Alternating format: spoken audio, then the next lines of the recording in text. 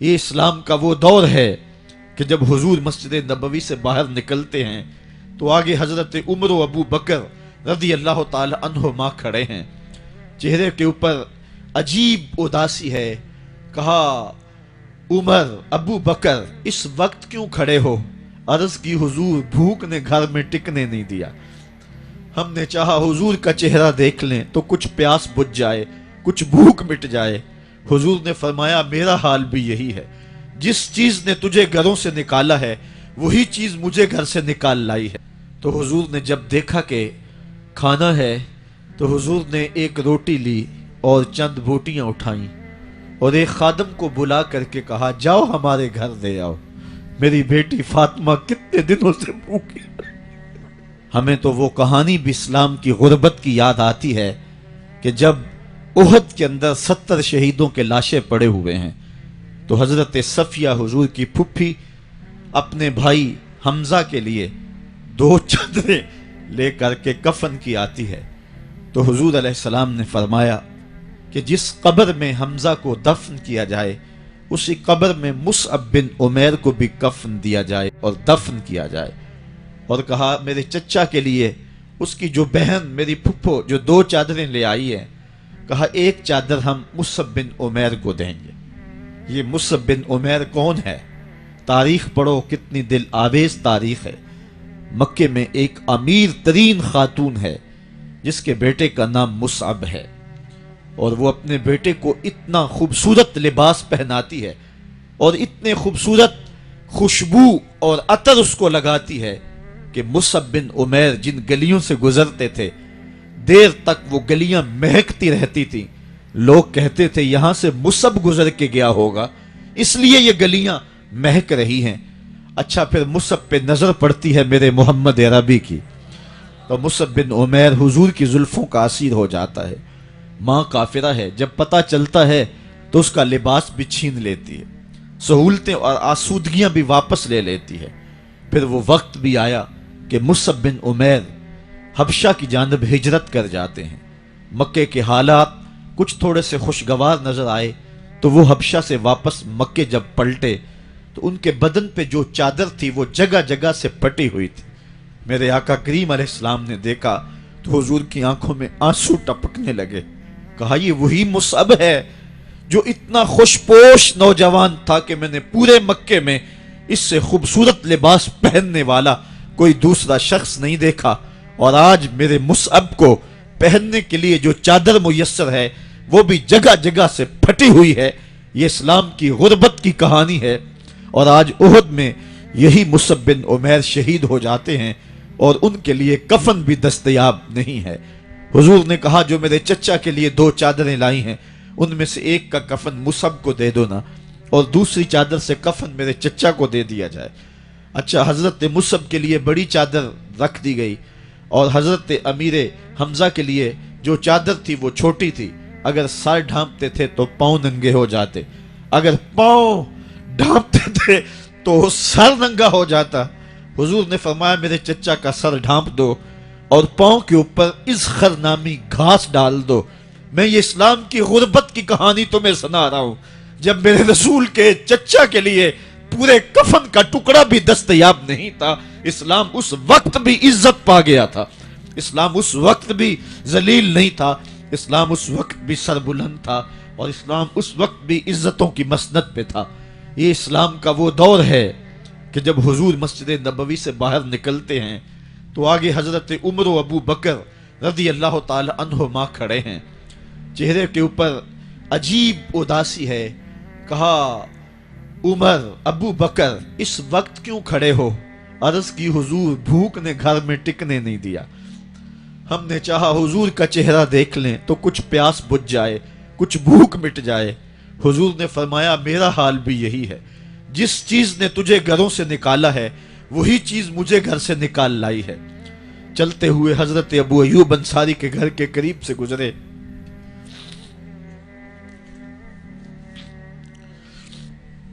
حضور کی خوشبو پا کے وہ باہر آ گئے. عرض کی بندہ نواز آج میرے مہمان نہیں بنتے؟ حضور نے کہا تمہاری مرضی. گھر لے گئے، چٹائی بچھائی، حضور کو بٹھایا. گھر والوں کو بکری کا بچہ ذبح کر کے دیا، کہا جلدی جلدی کھانا تیار کرو، میرے آقا کو بھوک لگی ہوگی۔ یہ کہہ کے واپس آئے، حضور کے پاس بیٹھے، نظر چہرے پہ پڑی تو گھبرا گئے۔ نکاحت کے آثار اتنے واضح تھے کہ سمجھ آ رہی تھی کتنے دنوں سے حضور نے کچھ نہیں کھایا۔ اٹھ کے باغ میں چلے گئے، کھجوروں کا خوشہ توڑا، حضور کے سامنے رکھا، کہا بندہ نواز جب تک کھانا تیار نہیں ہوتا یہ کھجوریں تناول فرمائیں۔ تھوڑی دیر کے بعد کھانا دسترخوان پہ لگ گیا، حضور سے عرض کی گئی حضور آئیں کھانا تناول کر لیں۔ حضور نے دسترخوان پر تشریف فرما ہو کر کے حضور نے کپڑا اٹھایا تو حضور نے جب دیکھا کہ کھانا ہے تو حضور نے ایک روٹی لی اور چند بوٹیاں اٹھائیں اور ایک خادم کو بلا کر کے کہا جاؤ ہمارے گھر دے آؤ، میری بیٹی فاطمہ کتنے دنوں سے بھوکی۔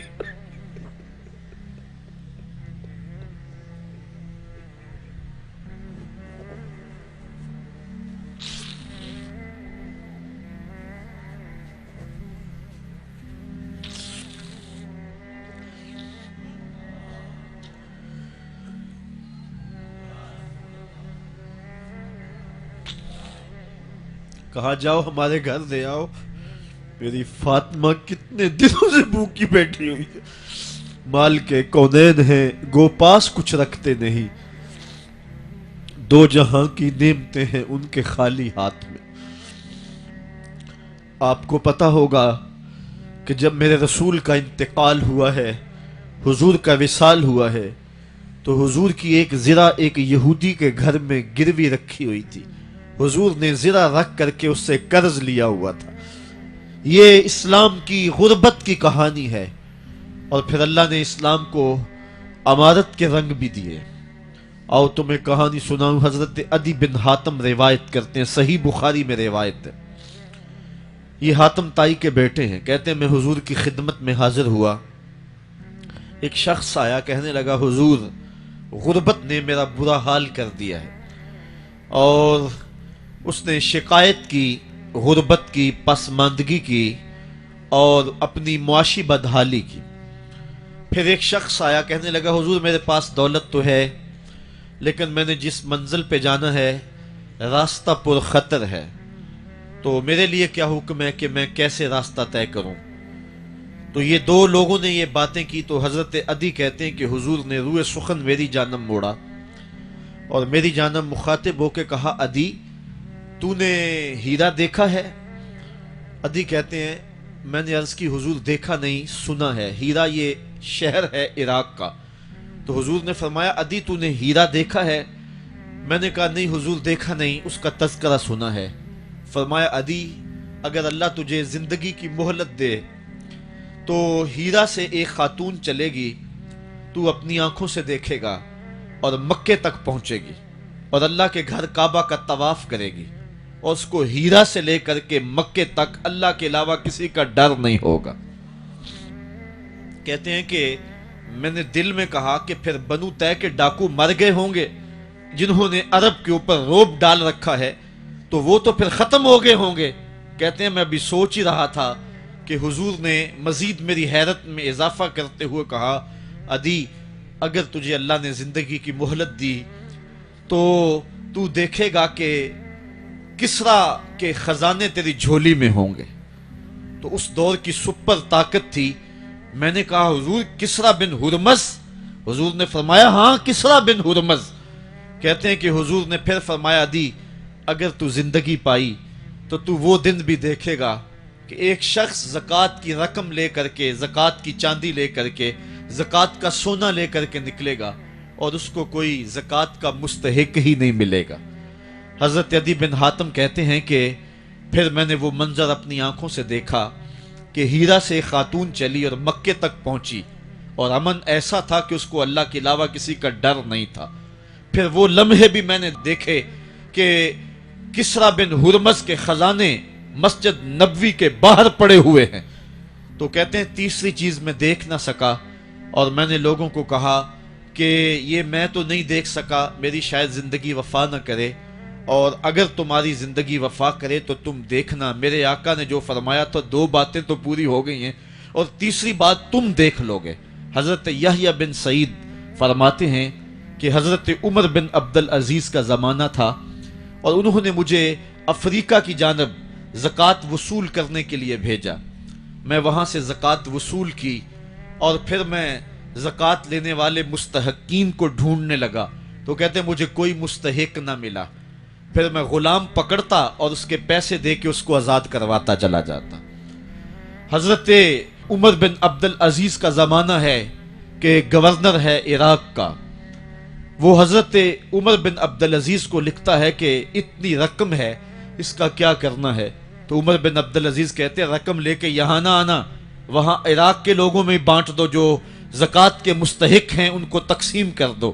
تو گورنر لکھتا ہے جو مستحق ہیں ان کو دے دی، اب کوئی مستحق نہیں رہا تو میں کیا کروں؟ تو حضرت عمر بن عبد العزیز کہتے ہیں جو مقروض ہیں ان کا قرض اتار دو۔ تو کہتے ہیں کہ ہاں قرض بھی میں نے اتار دیا ہے، رقم پھر بھی بچ رہی ہے، کیا کروں؟ تو حضرت عمر بن عبد العزیز نے پھر لکھا جو شخص شادی کرنا چاہتے ہیں ان کا حق مہر ادا کر دو۔ میں نے کہا کہ وہ بھی کر دیا ہے، رقم پھر بھی بچ گئی، اب کیا کروں؟ تو حضرت عمر بن عبد العزیز نے مجھے لکھا کہ جو غیر مسلم ہیں جنہوں نے ٹیکس دیا ہوا ہے، جتنا ٹیکس دیا ہے اس سے دگنے پیسے ان کو قرضے میں دے دو اور ان کو کہو جاؤ اس کا کاروبار کرو، کھیتی باڑی کرو، اور ساتھ انہیں یہ بھی کہہ دینا قرض کی فکر نہ کرنا اور زیادہ اس میں پریشان نہ ہونا، جب دے سکو گے دے دینا۔ یہ دور بھی پھر اسلام نے دیکھا اور یہ گھڑیاں بھی دیکھی جب چیتھڑے پہنے ہوئے تھے، جب پیوند لگے لباس پہنے تھے، جب پیٹ میں ڈالنے کے لقمہ بھی نہیں تھا، اللہ کا دین اس وقت بھی غالب تھا، اور جب گلیوں کے اندر ریشم بکھرا ہوا ہوتا تھا کوئی اٹھانے والا نہیں تھا، دین اس وقت بھی غالب تھا۔ دین کا غالب ہونا یا نہ ہونا اس کا تعلق جو ہے وہ مال و دولت سے نہیں ہے۔ اقبال کہتا ہے کہ زوال بندہ مومن کا بے زری سے نہیں، مومن کا زوال بے زری سے نہیں ہے بلکہ اس کا سبب کوئی اور ہے۔ وہ سبب ڈھونڈنا ہے کہ ہم دنیا میں رسوا ہو کے کیوں رہ گئے، ہم زمانے کے سامنے تماشا کیوں بن کے رہ گئے، آج نبی کی امت پوری کائنات میں رسوا ہو کے کیوں رہ گئی، آج ہمارا تماشا دیکھا جا رہا ہے، آج بھوکے کتوں کو ہماری بیٹی اور بہنوں کے اوپر چھوڑا جا رہا ہے اور اس کا تماشا دیکھا جا رہا ہے۔ کیا ہم نے یہ دن بھی دیکھنے تھے؟ ہم نے سراغ لگانا ہے۔ دولت کی قلت اور کثرت یہ ثانوی چیزیں ہیں، ہم نے تاریخ میں دیکھا ہے، ہم کبھی مالی طور پہ کمزور تھے رسوا نہیں ہوئے ہیں، مال زیادہ ہو گیا رسوا نہیں ہوئے ہیں، رسوائی کے سبب کوئی اور ہیں۔